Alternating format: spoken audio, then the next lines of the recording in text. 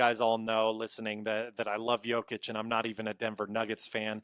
Justin is in that area, has been to a few Nuggets game.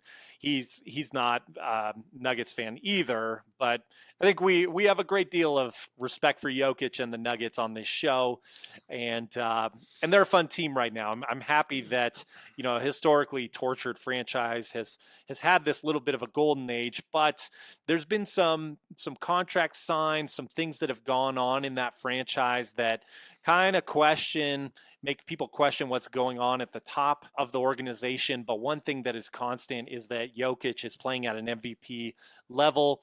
And just quickly, I think this early point, these first 12 games for the Nuggets is a perfect emblem of that for Jokic. No team relies on their star more than the Nuggets. And it's even more apparent when you look at their last two games where the Nuggets have not had Jokic's services due to personal leave. I believe he had a child that was born. So tip of the cap to you, sir, and congratulations on that. But he's taken away some personal leave time from the team in their last two games, and they've been decimated by the Grizzlies and the Hornets, if I'm correct there. And it hasn't been close. It's looked really bad. You can see this team relies on them. Very kind of similar to when LeBron left the Cavaliers to join the Miami Heat and what that team looked like. For what you're paying Michael Porter Jr. and Jamal Murray, they are not producing in line with their pay grade right now. And that's what I'm referring to in terms of maybe mistakes that the front office has made. It's unfortunate. But again, keeping the focus on Jokic here, if this continues, if he comes back and if they are, a top 4 seed in the West, hand this man his 4th MVP, in my opinion. We've got a long way to go in this season. We've got voter fatigue that will certainly play a factor, like you and I have discussed.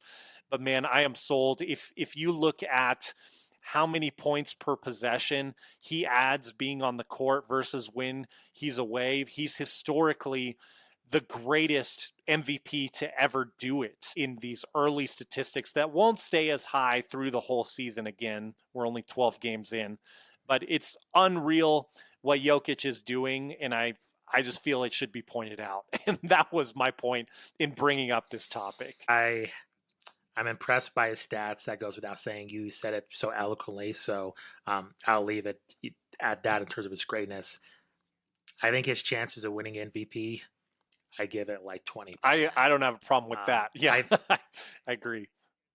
It is not because of him. I just feel the Nuggets, they got to be like the number 2 seed, which I don't see happening. And like you said, with voter fatigue, I just think they're going to give it to somebody else. And honestly, you take a look at this Kia MVP ladder presented by NBA.com.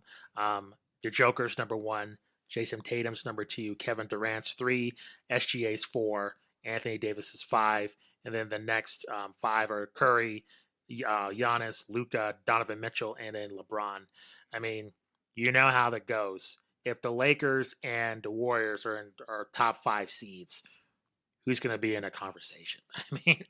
I feel like, I don't know. I just feel with Jokic, unless there's no one that's equal to him and, they have an unbelievable season, he's just going to get robbed of this award, in my opinion, unfortunately.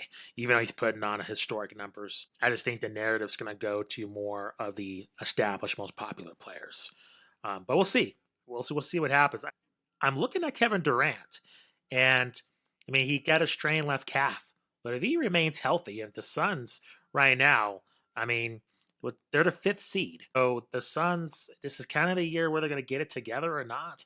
I can see Kevin Durant being a solid pick, quite honestly, just due to what the Suns have and how efficient he is. So don't sleep on Durant.